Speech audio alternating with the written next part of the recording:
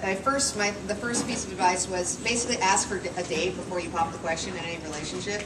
And so, don't walk in and say, "Hi, I'd really like to, build a relationship with you." You meet someone in line at Starbucks, you get their card, you give them a call, you have a short conversation, maybe you'll have coffee after that. And so, just remember that any kind of mating ritual is basically the same, no matter if it's someone you're dating, romantically, or if it's someone you'd like to have, be perhaps a personal mentor to you or your business mentor. What if you just want a one-night stand? That's a check. So that's a super angel. Right. You gotta watch those VCs. This isn't being filmed, is it? Claire's Not at all. Right. That is not. I was totally kidding. It was served up on a plate. I didn't mean that. So was that your one-liner? Or? Yeah, but I'm fine. So my name is Deepak Kamra. I'm with Canaan Partners, which is a venture capital firm just down the road. We also have offices in New York, India, and Israel. We do early stuff. We do some seed. We do some first round and some later. So we're all over the place. Good lead-in from Christine. I actually specialize in online dating. Starting with Match.com a long time ago. And a company lately called Zeus, which is a social dating network, which I'm sure you guys are not on. But anyway, what do you do if you want to get mentored by a VC? It is like dating, but my suggestion to you would be to find the right VC for whatever you're interested in. Obviously, if it's dating, it's me, or Christine, apparently. But if it's a hardware device, you want to do some research, find out who's your target audience, find the right person, and according with software, internet, telecom, find something they're interested in and follow up on that. Thanks. Hi. Good evening. I'm Joel Yarman. I work with Tim Draper at Draper Associates. Tim founded DFJ. So seed stage fund, $250,000 to $800,000 in. First chunk, co-invest with a bunch of other people. Big ideas, big markets. You're on a clear trajectory to a later round of institutional equity. So building big, huge businesses that if DFJ can't fund and somebody else does, that's great. I'm doing my job. Focus on consumer and enterprise internet, no clean tech. DFJ does a lot of clean tech. I focus on that. And, I think at this point in my stage in my career, I've got a lot of friends. I wouldn't exactly call them.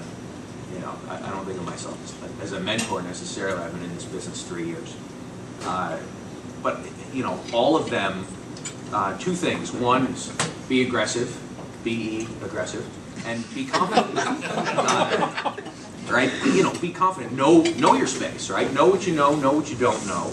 Know enough to ask the stupid questions. I do that a lot, and you'd be surprised at how many other people are thinking the exact same thing. Know when to listen, know when to give feedback. And above all, just be confident and continue to move forward and believe in your idea, believe in yourself, believe in the team. And people will flock to you, not the other way around.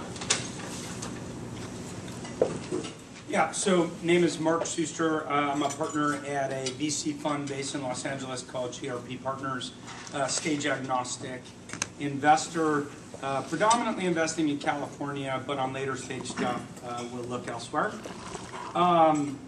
Yeah, so I guess I would call it almost grooming, and I guess in dating, online dating terms, that's probably not a good word to use, but I'm sort of echoing the advice you heard before, which is all too often I'll see somebody online, or they'll send me an email, or I'll meet them at a conference that's, boom, I'd really love to have a mentor who's doing it. I'm like, dude, I just met you. Like, they come on so strong. And I want to use this in the context of how I behave. I was fortunate enough to sit next to Terry Semmel at lunch today at Evia here in Palo Alto. And for those of you who don't know, he ran Warner and then he ran Yahoo. A reasonably important guy, a guy, especially for Los Angeles where I'm based, is a pretty good guy to know.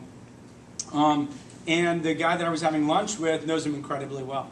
So we had a sort of dialogue across the table with Terry and the gentleman he was with, who used to be one of his right-hand men at Yahoo. And it would have been very easy for me to say, hey, Terry, I'd love to come see you. I think going slow and waiting until you have the second or third contact with someone is usually better. And how you get introduced matters. So somebody who inorganically pops up, Mark, I want to meet you, blah, blah, blah. Okay, certain number of those, if they're aggressive in the right way, and I might use assertive rather than aggressive, I know it's a fine gradation. Sometimes it works. Usually it doesn't. And I think that go slow and wait for the right approach really matters. One other thing I would add is if you're going slow, there are tools you can use. If you're humble and assertive and keep going and ask for very actionable things that I can help with, and if you view it as a relationship you're building over time, the generic, I want a mentor, sorry, it's not going to happen. The, hey, I just have one question, I really need 5 minutes, here's what it is, would you mind helping? Often when I'm driving, I'm like, fuck, I'll take a call. So I'm going to give you the example. There's a guy from MIT who called me to do this about 2 years ago. I had to drive from Santa Barbara to LA because I'm on the board of a company in Santa Barbara. And I can't mentor everybody and I can't take calls from everybody. But this one time I said, fine. And I ended up talking to him for an hour and I really liked him. And he had the right credentials and that matters because I'm trying to seek to mentor people that I feel like are high potential individuals. So that matters. And I do mentor people who I don't consider high potential, but I try to optimize for that. Well, no, sometimes you do it just to be nice or whatever. I don't want to sound elitist, but like, you know, whatever. So here's the tools of the trade, okay? If you can get them to send you something in Gmail, and you can get them to say yes to being in Gmail, look, occasionally I'm in Gmail and he'll say, hey Mark, I just have one question. And I'm like, whoa, that's kind of overstepping the boundaries a little bit. Like, I only had one call with you. But I just have one question. I have a sales meeting. Would you mind just da-da-da? And like, he's grooming me. And he connected to me on Facebook. And he didn't blast me the day he met me. Like, 2 months later, he connected on Facebook. I'm like, oh, fine, I'll connect on Facebook. Well, guess what? On Facebook, when you're connected to someone, you can instantly IM him. So I'll be on at 11:30 at night. And he said, Mark, I got a question for you. And I'm like, fine. And so then he created a reason to be in LA. I'm pretty sure he didn't have business in LA. He's like, I'm going to be in LA next Wednesday. Could you meet? Fine, I'll meet. And so from this, like 2 years later, I do almost anything for the guy. I consider him a friend. He's called, and he's asked me very organic questions about VCs, that he's raising funds from actionable things that I can help with. And so I'd say if you kind of stick to that, it really matters. And one last thing, because I get 3 and I'll overstay my time, is find ways to help me. Find ways to help me. And I'm not just saying that because I need help. I certainly do. But in general, there's a principle of reciprocity. And if people feel like you did something that really helped them, like a good intro, a high-quality intro, or a company that you met that you think is really high potential, or something that you could do that you think would make a difference to them that feels organic and that you ask nothing in return, 6 months later when you see them at an event like this, they're like, yeah, okay, I know this guy. Oh, that's what I think. Great. Well, I guess some people, when we let people go a little over 3 sentences there. So before we go into sort of some of the other, are there any? We'll sort of wrap up with the lightning round by giving people, especially those who did sort of stick to closer to 3 questions, if there's anything that they wanted to respond to in the statements that were made by some of the other VCs. Well, I'll throw out one of my other things I was thinking about, which is, and this is more of a don't make this mistake item. Don't freaking guilt me. You know, like, so if you send me an email and I haven't responded to it, the whole thing or the next email, I think one of the articles Larry circulated had this item, but, you know, if you send me another email and references the first email or even worse forwards that email and says, hey, I'm still waiting to hear back from you on this email, what you have instantly done is put yourself in my chore list. I'm feeling guilty about you, you're a chore, I've got to deal with you to get rid of you and get you off my list. And that is not even close to how you want me to think about you. You want me to think about you like, oh, there's that cool guy. You know, oh, he always had this interesting thing. You know, because I'm not remembering I didn't answer your other email. It's buried with, you know, 700 others, right? So sort of think about that, sort of You don't want to be a to-do, you want to be a, new fun thing. Great. So I'll do a couple questions, and I think Amy will do a few questions, and then we'll open it up to the rest of the audience. But before I do that, just want to get a sense of sort of who is here. So I assume everyone here is an entrepreneur. Raise your hand if you're not an entrepreneur. Great. Yeah. Okay. How many of you are also students right now? Great. And how many of you are based in the Bay Area? And how many of you have a startup right now? Okay, great. So maybe the best place to start us off is to maybe get a little bit specific in terms of if each of you maybe could just sort of briefly talk about one fruitful relationship that you've had as sort of a VC mentor, and like sort of what made it a good fit and what was something good that came out of it. Let me start here. Yeah. Joel. Yeah, so I used to work, before I did this, I was at Crunchbase, and I met a guy, nice guy. These guys suck. And they suck, but he was very nice. And so he clearly didn't last long there. And, quit that job, moved on, started this job, and remained friends. He said, gosh, it's great. Kept going to lunch, wanted to do stuff. He ended up going to University of Chicago. We kept in touch. I knew you were talking about. He is a nice guy. Little guy?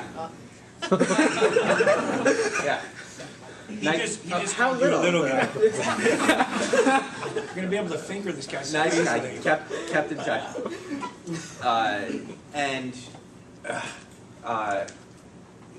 We often talked about nothing. We talked a lot about technology because we were both geeky. We talked a lot about, finance because we were both into that and the markets and everything else that was going on. And he, would shoot me interesting ideas every once in a while. And he shot me one idea. I met with the entrepreneur, really liked him, met with him a couple more times, decided to track him. And long story short, my friend who was at U Chicago is now taking a leave of absence to work with this guy whose startup out here, and has continued to talk to me. I've continued to talk to him. I found him a few employees. He sent me a guy that wasn't right for them that is now starting his own thing, and I'm meeting with him in a couple of weeks. And it's been a great relationship. And he asks me high-level questions that he knows I have a great background and a good answer for. And I think listens to me, and then we have great discussions about his business and strategy in places where, maybe I'm not right, but maybe he's not either, and we have really good back and forth, and all the cards are on the table because we ended up not funding it, and it continues to be a terrific relationship, and I want to follow him wherever he goes, and if this startup doesn't work out and his next one does, you can be damn sure I'm going to take that meeting and do my best to get it in front of him. And so it's been a great relationship, and now a great friendship. Mark? Listen, the saying that I like the most is, if you want money, ask for advice, and if you want advice, ask for money. And I just think I'll just stick to that theme, which is ask for small, actionable advice and build a relationship over time. I already told my story, and I don't want to run over my 3 sentences. Well, so, I think a lot of it, one thing you've got to realize is that as investors, we're trying to plant a lot of seeds because venture and tech investing is a long-term deal. And so you're going to have an opportunity to sort of develop those seeds that you connect with people. So a good example is there was a really bright young guy, Stanford undergrad, Harvard MBA, came to Austin and said, at some point I want to get in the venture industry. What do I need to do? I said, well, gosh, your credentials are terrific, but what would really be awesome if you could get some strong operational experience, and so see what you can do. So he went and got a job at Dell, worked at Dell for a couple of years, and then from there he said, okay, so what else do I need? I said, well, it'd be nice if you could get some online or internet expertise under your belt. And he ended up getting recruited to Callaway Golf to run their online, he was a GM and VP of their interactive web piece. And then about 6 months ago, he calls me up and says, hey, you know, I've kind of done this for a while, and you know, it might be time for me to make a shift. And I said, okay, well, let me start thinking about it. And then 2 months ago, he called me up and said, okay, time's now. And then we started having discussions, and you know, he started Monday as our COO of a kind of a stealth company right now. But he'll be launching their whole platform in association with some other people that we're working with. It's one guy's a repeat entrepreneur, and so it's kind of going back to, you know, I gave him some suggestions. He went and did every one of them. Came back and said, you know, hey, I did it. What's next? And so, you know, when you do those things, you build up a lot of credibility with the people that are mentoring you, and you do. You want to do whatever you can to make sure you help those people that take it to heart and go get it done. Yeah, there's nothing more frustrating than giving advice like, why did you ask me for this advice that you don't listen to anyway? Right. Right. There's no purpose. So I guess I have a current example which I like, just 'cause I think these guys are great guys. An organization called SSE Labs, which is here on the Stanford campus, that I mentored some of the teams last year, and this year I joined the board of advisors for. This is the Stanford. It's a student-run accelerator. If you aren't from Stanford. So anyway, being student-run, it means the founders of SSE Labs are actually students here on campus, and so, which has been really fun for me, because I think they sort of played on my interest in getting some more work with the university, and then I got to know them through SSE, and then this year they're not only taking advantage of me as a mentor for SSE Labs, and you know, that's, again, they sort of went through a very patient process. I showed up to a couple events. They made sure they did things for me that I appreciated, like giving me credit when I was being helpful, which is always nice. They did things like making sure I was able to meet some of the startups, which professionally was important to me to get to meet some of those startups. So they pushed, you know, some of the right buttons. And then, you know, as that relationship matured, sort of asking me to get a little more engaged with the organization. You know, now when we get together, you know, we're talking periodically about, you know, how should we be structuring sponsorships? And oh, by the way, we're going to be graduating. Would it be okay if we had lunch? I'd love to maybe get some advice about what I should be doing when I graduate. Right? So these two guys have played it so well. It's incredible, actually. They've taken a lot of advantage of me, and I'm happy to do it because it makes me feel good. And that's really what you want. If I'm not making money off you, I need to feel good about myself, or I should be having fun or something. So give me something. And anyway, these guys have done a good job of that. And I don't know if they did it intentionally or not, but it's worked out to be a really good relationship, I think, both ways. So I've spent some time with a couple of Stanford students who were introduced to me through family friends. And I think the key theme I would tell you is get an intern. Most VCs, despite what you may think, are very busy. They meet a lot of people. They see a lot of things. They see a lot of new things. They're trying to find the next great deal. So they don't have a lot of time for mentoring. And so if you want to get noticed by them, you have to kind of get through the noise. They have a very short attention span. You have to have somebody with credibility that gets you into the network. You might get lucky, you might get seated next to one, and maybe he likes you, and then he'll give you time. I think that's unlikely. It's all about networking. It's all about using your network to get in to see the VC who's most relevant to you.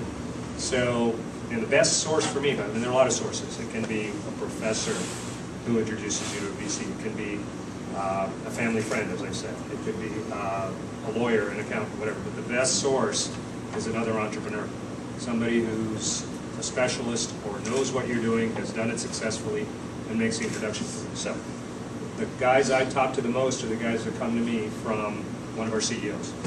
So we have about 58, 60 active companies in our portfolio. One of those guys calls me and says, you should talk to this guy. I'm going to spend as much time as he wants. And so you got to find the VC you want, who's the right guy, find his network, figure out what companies he's in, look at the extended network. It's all about social networking, and figure out how you can get into it. It's all about getting the intro. Great. What about an example of a mentor-mentee relationship that maybe didn't go so well?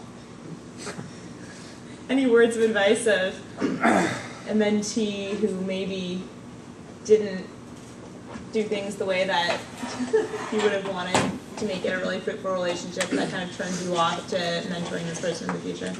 Any things to avoid? I can talk about myself. Sure. No one wants to badmouth anyone else. So I know I have tried to be a mentee, different stages. I'm still trying, still looking for new things. And so I think one of the worst mistakes I always made was, you get in there and you sort of have this, breathless anticipation of you're meeting this person and they're going to spend some time with you, and you get there and you don't have a good agenda put together for how you want to use that time, and you don't have a good plan for how you're going to follow up having gotten that time and maybe gotten some advice. And I think looking back, whenever I've wasted an opportunity like that, those are the two things that I did every single time whenever I wasted an opportunity. So that's a mistake I think made things not go well. Any I other think you should negative all examples? take advice from her because she's spot on. I think, you go in, have a plan of action. I mean, yeah, like even for me, I think there are people who've been in the industry for a lot longer than I have who I try to meet on a regular basis to try and get advice for me. And when I try to go in, I try to plan out what are my questions. I try not to have a general discussion. I mean, I got to tell you, 80% of people who meet you, it's a general discussion. I had a coffee with a guy this morning who's a really nice guy, and I've agreed to be his coach. Okay, and I can't disclose who it is, but I agreed to be his coach. But and I've been talking to him on and off for 2 years. But the strange thing is, we had an hour together, and 50 minutes into the meeting, I didn't know why we were meeting, but he had asked me to meet. And I know he's a smart, accomplished guy who's doing incredibly well in an area that I happen to know really well. And the way that I sort of prompt people is 10 minutes to go, I said, hey, I just want to prompt you that I have someone else coming to see me in 10 minutes, just so you pace yourself. And that's my polite way of saying, is there a reason we're meeting today? And it's okay if there's not, but if there's not, my recommendation, say up front, listen, I don't have an agenda. I just want to use this as a way to get to know you a little bit better and have a conversation. But you should have an agenda. I mean, even just some simple things that create structure in the conversation, because you make me do so much. It's so much harder for me to figure out what you want to hear, what you want to talk about, how I can best help you, than if you're focused. And really, honestly, when I go to these people that I really feel are hard to get time with and hard to get access to, I go in and I try to have a very simple ask. Here's the one thing that I would really love to see from our relationship. And I try to follow up on that. I mean, Josh Koppelman, I went to see him in Philly recently, and he's been pretty successful in this industry. And I wanted to know what made him tick. And so I went to see him. And he and I talk on the phone or email each other, but I hadn't had good one. And I see him at cocktail parties, but it's different. I wanted one-on-one time with him. And, I talked to him about the things I struggle with, like how do I work with junior people? Because I only trust my own instinct. So how do I get other people to review deals for me? I talked to him about systems and management and how they follow up on stuff, and he showed me a lot of the tools your previous employer, where they, the stuff that you guys use to document that stuff and manage it and stay on top of it. I talked to him about how to work with other big VCs, because I've seen some fairly aggressive behavior on Sand Hill Road. That's foreign to me, the level of aggressiveness, and I'm trying to figure out how to work in that environment. So all these issues, and then my one ask was, I want to organically find a deal to do with Josh, not someone else in first round. I work with some other guys. I like everybody at first round, but I want to do a deal with Josh. And I said to him, I don't want to do a deal that you're shopping because you couldn't get funded somewhere else and I'm the third tier of people you call. I want to do a deal where we do it at the same time together, where you're not already in the deal. And I'm going to bring you the deal so that you don't have to do the work. I just want to know if that's something you're interested in. And we'll see when I get there. But like, I had my mentality going in that that's what my ask was. I think it's I can tell you what important deals to he'd want to see from you, by the way. Okay, which one? You can mentor me after. Any other negative, obnoxious, bad things that people can think of? All the serial numbers filed People who take off. too much time. Like, be very, very respectful of time. Ask for a short amount of time and stick to it, even if they would overrun. Because if you ask for 30 minutes and you say, look, I really want 30 minutes, or 20 minutes, I promise I won't overrun. And then the meeting goes 45 or 50 minutes, you're thinking, hey, it went pretty well, we ran over. And they probably were thinking it went okay too, but the next time you call them for a 20 or 30 minute meeting, they're like, oh, it's going to take an hour.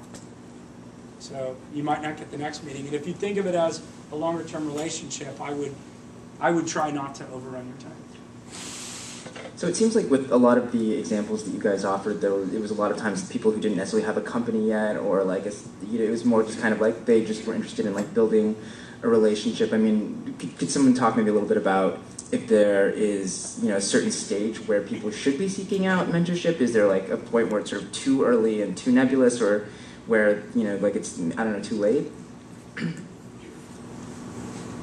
I think as long as you let people know what you're looking for and where you are in your stage of development. I mean, the guy that came to me knew that it was, his migration to venture was a 7-10 year plan, and it was going to take a while to get all the stars and stripes that he wanted to get in order to get there, and so it was really more kind of career advice than kind of building a company mentorship. And so I think as long as people really understand what you're looking for and kind of where you are in your head and your heart and what you want to go do, then they can provide you good feedback very efficiently. But it's important to have that upfront discussion so that everybody's expectations are set. Who's the smartest person in the room? Right? There can be only one, and that one person is probably only the smartest in one of these things. We all have something to learn. It's never too late, certainly. Smartest guy's back there, he raised his hand. Fastest at raising. In my world, right? It's never too late. So, I see company CEOs that, DFJ is funded through a B or a C round, coming in to have one-on-ones with the partners. Or I know they're going to have one-on-ones with other independent board members, right, that they see as mentors or advisors. You always have something to learn. And check yourself. I don't know it all. You don't know it all. We don't collectively know it all. Right? So get as many opinions as you can. It's never too late. That's a good point, actually. As a VC, there's really no place you can go to keep up with what's going on other than learning from people that come in to see you.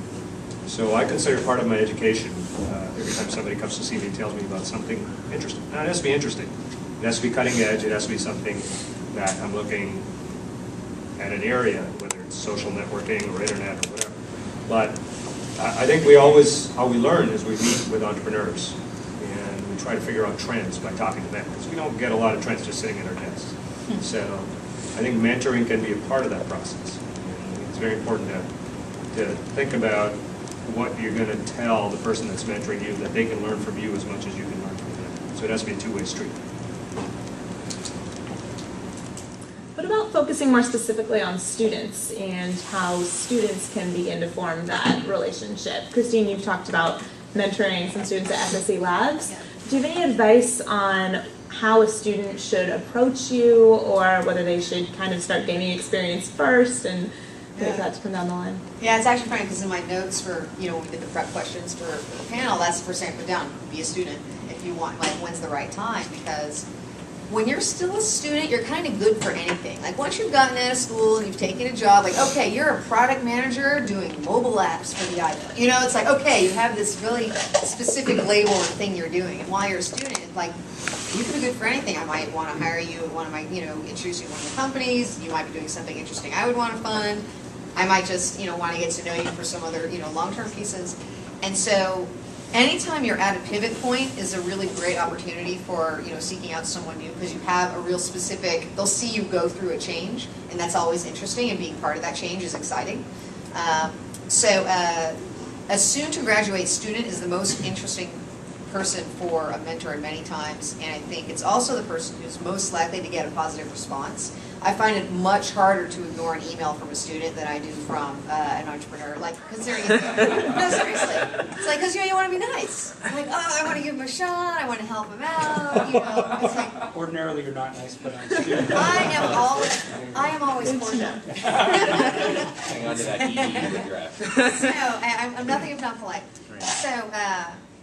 So anyway, so for those of you who are in school, I would definitely take advantage of the fact that you're a student. And like, you send the email out, you say, hi, I'm a Stanford student, and I'd love to, you know, connect with you about BAM, you know, the specific thing. You know, ideally getting an introduction.